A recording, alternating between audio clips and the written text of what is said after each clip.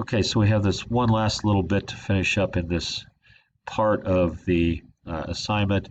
I've said look up the density of gold, and if you do that, you'll find out that the density of gold is 19.3 grams per milliliter or cubic centimeter.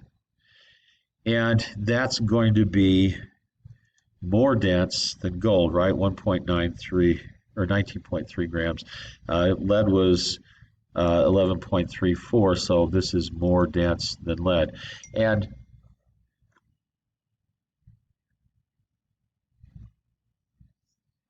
we have a question here, a scenario. Suppose you're watching a movie and a robber fills a 10-liter backpack with gold bars and runs away from the scene of the robbery.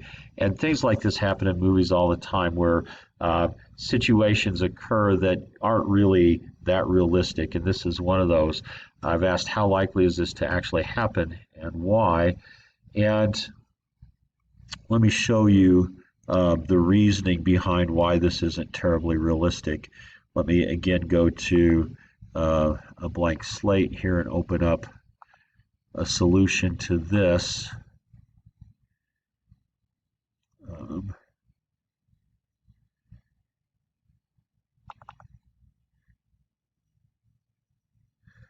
So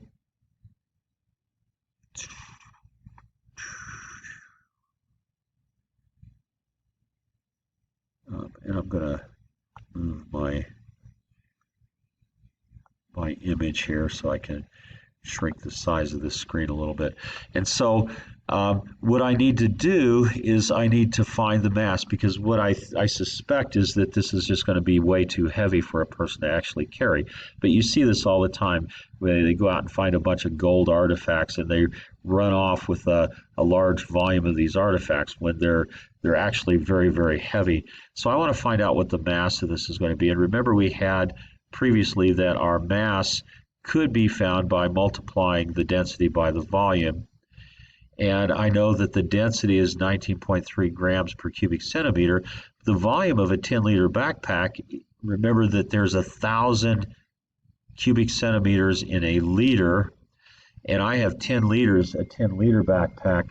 So I have 10,000 cubic centimeters. So if I multiply 19.3 times 10,000, we find that this is 193,000 grams. Okay. If we also remember that there's 1,000 grams per kilogram, if I divide 193,000 by 1,000, that's 193 kilograms. Then if I multiply that by 2.2 pounds per kilogram, we find out that this backpack weighs 424 pounds. So it doesn't make any sense that a robber could actually carry this away. It's a 425-pound backpack, and he's not going to be going anywhere very fast with that. So these are the kinds of problems that we can solve related to density and mass. So this is the end of that video, and go ahead and stop that, and when you finish your worksheet, go ahead and take a picture of that and send it to me through Canvas.